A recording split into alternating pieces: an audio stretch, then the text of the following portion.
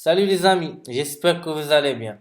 Alors, continuons notre formation sur le logiciel Tuido Suite, logiciel de programmation des automates Schneider électriques de gamme Tuido. Au niveau des vidéos précédentes, on a vu comment télécharger, installer le logiciel, l'ergonomie du logiciel et la mise au point. On a vu aussi comment manipuler avec le logiciel, comment faire une configuration matérielle et l'exporter en fichier CSV, fichier Excel pour qu'on puisse l'exploiter au niveau chiffrage.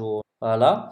Maintenant, donc au niveau de cette vidéo, on va voir comment créer un projet, faire une configuration matérielle, la liste des données, ou la liste des variables et la partie programmation.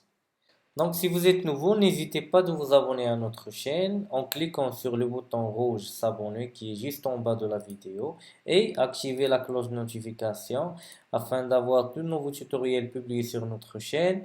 Aimez et partagez la vidéo avec vos amis et laissez-moi vos questions sur les commentaires.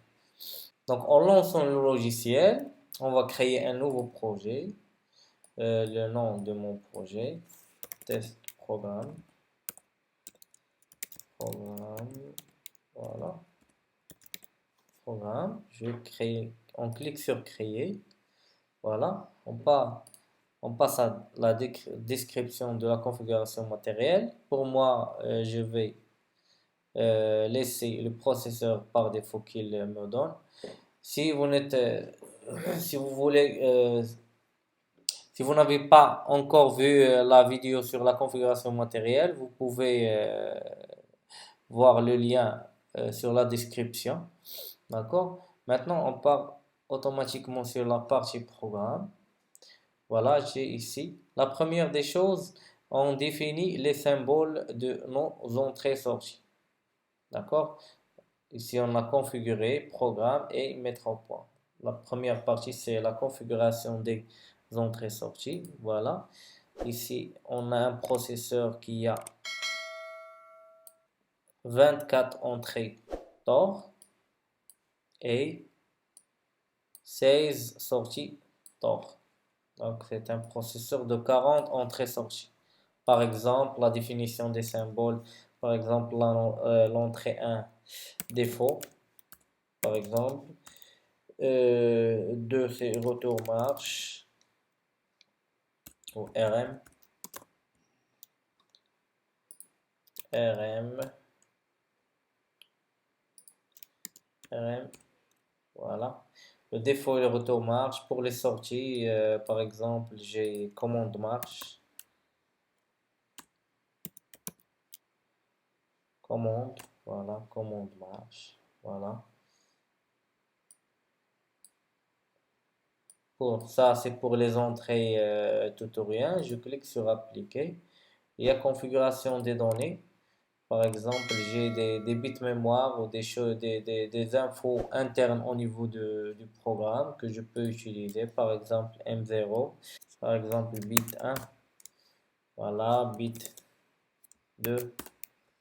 Voilà, après la configuration des entrées-sorties, des symboles par exemple, etc. On passe à la partie programme. Voilà, ici, cette fenêtre, c'est la fenêtre de la programmation. Si vous voyez, donc on est en programmation en ladder, d'accord? Ici, il nous dit que veuillez insérer une section pour commencer. Donc on clique sur ajouter une section. Ici, on a inséré une section. Voilà, et créer un sous-programme, les sous-routines. Donc, on va cliquer sur insérer une section. Voilà, on a la section qui est créée. Ici, on a le choix entre programmer en liste ou en ladder. Si je clique sur liste, il m'affiche un message. Le passage en liste de cette section est impossible. Au moins, un run est invalide. D'accord. Donc ici, on a la palette de choix des objets de programmation en ladder. Donc, par exemple, je choisis un contact, une bobine, Voilà, si par exemple je choisis le symbole que je viens de créer, par exemple ici on a défaut, voilà, automatiquement il affiche son adresse. Ici c'est bit 1, voilà, c'est %M0, voilà. Je peux ajouter un autre réseau ici dans la même section. Voilà, je choisis par exemple, c'est retour marche, pour le retour marche, c'est le bit 2. Voilà. Je clique sur le bouton analyser le programme pour voir est-ce que j'ai un, un problème au niveau programme. Voilà, on n'a aucun problème, d'accord? On, Voilà, par exemple, je viens de finir mon programme. Je vérifie mes symboles. Voilà, mes symboles ils sont ici, que je viens de créer. Je peux importer ou exporter des symboles de l'extérieur, d'accord? Voilà, c'est la partie programmation. Donc, je peux programmer des compteurs selon mon besoin, selon mon cahier de charge. On va développer la partie programmation au niveau des prochains tutoriels sous forme des exercices et tout.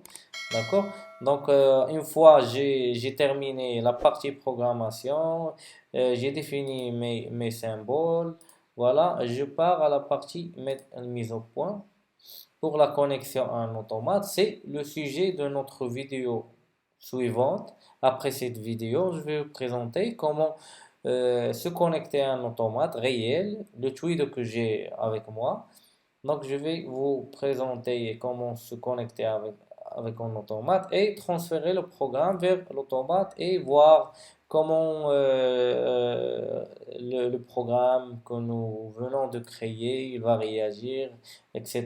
Les entrées-sorties. Voilà, donc notre vidéo se touche à sa fin. J'espère que vous allez appris avec moi quelque chose, surtout la partie programme, comment créer les sections, comment on l'adhère, d'accord? Si vous êtes nouveau, n'hésitez pas de vous abonner à notre chaîne et activer la cloche de notification afin d'avoir de nouveaux tutoriels publiés sur notre chaîne. Aimez et partagez la vidéo avec vos amis et laissez-moi vos questions, remarques sur les commentaires. À bientôt.